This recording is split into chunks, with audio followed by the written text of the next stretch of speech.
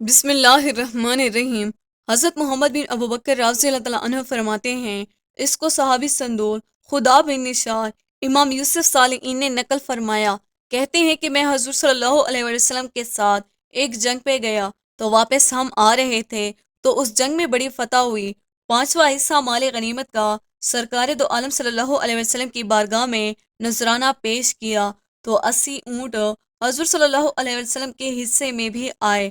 اتنا نفع ملا۔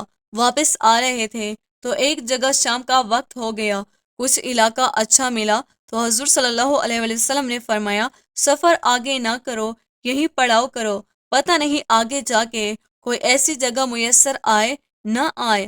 حالانکہ حضور صلی اللہ علیہ وسلم سارا کچھ جانتے ہیں، پر تعلیم امت کے لیے فرمایا، یہی خیمے لگائے گئے اور رک گئے۔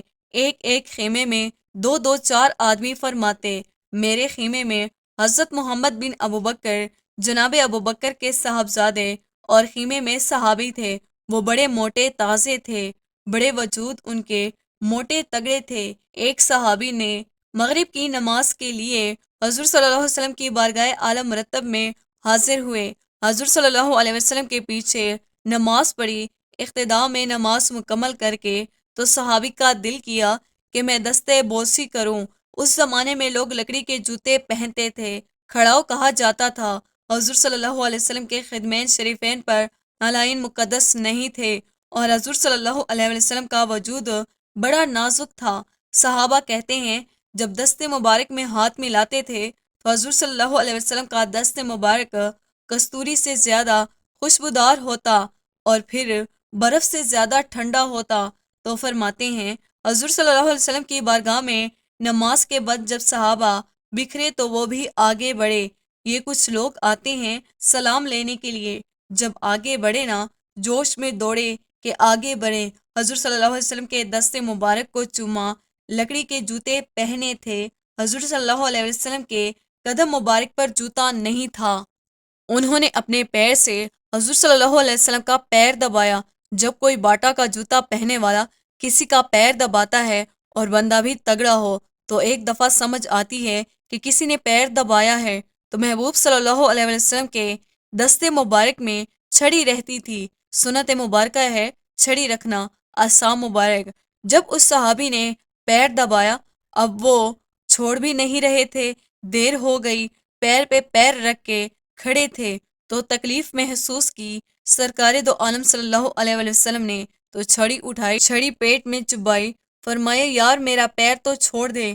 اب وہ پیچھے ہٹے تو پریشان ہو گئے کہ یہ مجھ سے کیا ہو گیا ہے، کانپنے لگے، رونے لگے۔ حضور صلی اللہ علیہ وسلم نے فرمایا، کوئی بات نہیں، جاؤ۔ صحابہ نے بھی ذرا غور سے دیکھا، محمد صلی اللہ علیہ وسلم نیچے بیٹھ گئے، اپنا قدم مبارک دبایا۔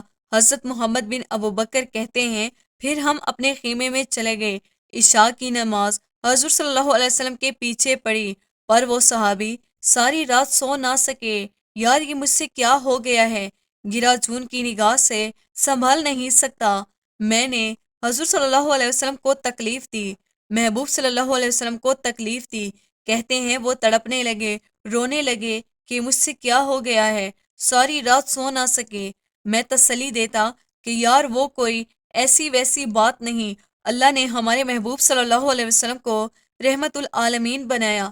حضور صلی اللہ علیہ وسلم جانتے ہیں کہ تو نے جان بوجھ کے ایسا کچھ نہیں کیا، لیکن اندر کا جو ہے وہ ماحول ان کو سونے نہیں دیتا۔ سحری کا وقت، تہجد کا وقت ہوا تو سیدنا بلال حبشی رضی اللہ تعالیٰ عنہ آئے، خیمے کے باہر کھڑے ہو کر کہنے لگے، وہ بندہ کدھر ہے جس نے کل مغرب کے وقت حضور صلی اللہ علیہ وسلم کا پیر دبایا، کدھر ہے؟ تو وہ ڈرے اور کہنے لگے، لگتا ہے میری مذمت میں قرآن آ گیا۔ محبوب صلی اللہ علیہ وسلم کی غیر ارادی بے ادبی اللہ کو پسند نہیں، کہنے لگتا ہے کہ آیاتیں آ گئی ہیں اور پتہ نہیں میرے بارے میں کیا حکم آیا ہوگا۔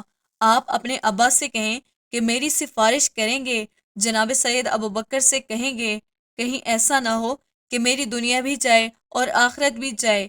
کہتے ہیں تڑپتے سسکتے دار رسول پر پہنچے، سحری کا وقت، حضور صلی اللہ علیہ وسلم تشریف فرما ہیں۔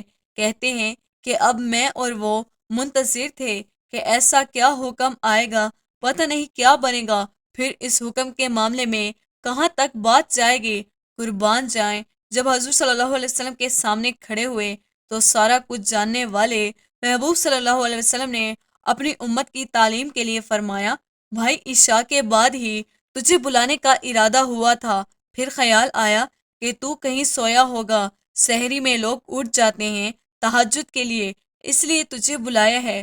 فرماتے ہیں اب انتظار تھا کہ وہ اب بڑی بات آئے گی، ڈر رہے تھے، لیکن قربان جائیں نبی پاک صلی اللہ علیہ وسلم نے پیر دبانے کا ذکر ہی نہیں فرمایا۔ حضور صلی اللہ علیہ وسلم فرمانے لگے کہ کل شام میں چھڑی چبو دی تھی، تجھے تکلیف ہوئی ہوگی، تو اللہ کی رضا کے لیے معاف نہیں کر دیتا۔ جناب ابو بکر کہتے ہیں پہلے تو وہ اکیلا روتا تھا، اب ہم سب نے رونا شروع کر دیا۔ حضور آپ کیا فرمانے لگے؟ کہنے لگے نہیں، یار بیچارے کا پیٹ بڑا ہے، میں نے چھڑی چبو دی، اس کو تکلیف ہوئی ہوگی۔ کیا لفظ ہیں، حدیث میں ہے، محبوب فرمانے لگے میں ساری رات سو نہ سکا، اس کا وہ درد مجھے یاد رہا۔ ارے بھائی تو اپنے ابا کو سخت بات کہہ کے بیڈ پہ آرام سے سو جاتا ہے، تو اپنی ماں کو سخت جملہ کہہ کے سو جاتا ہے، وہ تڑپتی رہتی ہے، اسے وہ ساری باتیں یاد آتی ہیں کہ اس نے اپنے بیٹے کے لیے بیدار رہ کے گزاری ہوتی ہیں، تو ایک فکرہ کہہ کے سوچتا ہی نہیں۔ کہنے والے تو کہہ ہی دیتے ہیں، یہ سننے والے ہیں جو کمال کرتے ہیں، تو نے خیال ہی نہیں کیا۔ محبوب صلی اللہ علیہ وسلم فرمانے لگے سو نہیں پایا، چل اللہ کی رضا کے لیے معاف کر دے۔ کہنے لگے حضور وہ تو میں نے پیر آپ کا دبایا تھا، اس لیے آپ نے مجھے چھڑی چبوئی، آپ کیا کہہ رہے ہیں؟ تو محبوب صلی اللہ علیہ وسلم فرماتے ہیں وضاحت دیکھیے۔ محبوب صلی اللہ علیہ وسلم فرمانے لگے تو نے تو اندیکھے پیر دبایا تھا، میں تو دیکھ رہا تھا، مجھے نہیں چھڑی چبونی چاہیے تھی، چل تو کہہ دے میں نے تجھے معاف کیا۔ تو عرض کرنے لگے حضور صلی اللہ علیہ وآلہ وسلم جس طرح آپ راضی ہیں میں بھی اسی طرح راضی ہوں۔ محبوب صلی اللہ علیہ وسلم فرمانے لگے تو راضی ہے پر میں ابھی راضی نہیں ہوں۔ حضور آپ کیسے راضی ہوتے ہیں؟ فرمایا 80 اونٹ میرے حصے میں آئے ہیں، اگر تو سارے تحفے میں قبول کرے تو میں راضی ہو جاؤں گا، تحفے میں رکھ لے سارے اونٹ۔ سبحان اللہ۔ دوستو امید کرتے ہیں ہماری آج کی ویڈیو آپ کو پسند آئی ہوگی۔ ویڈیو کو لائک اور شیئر کیجیے گا، ویڈیو کے حوالے سے کمنٹ باکس میں اپنی قیمتی رائے کا اظہار ضرور کیجیے گا۔ مزید اسلامی ویڈیوز کے لیے ہمارے چینل کو سبسکرائب کرنا نہ بھولیے گا۔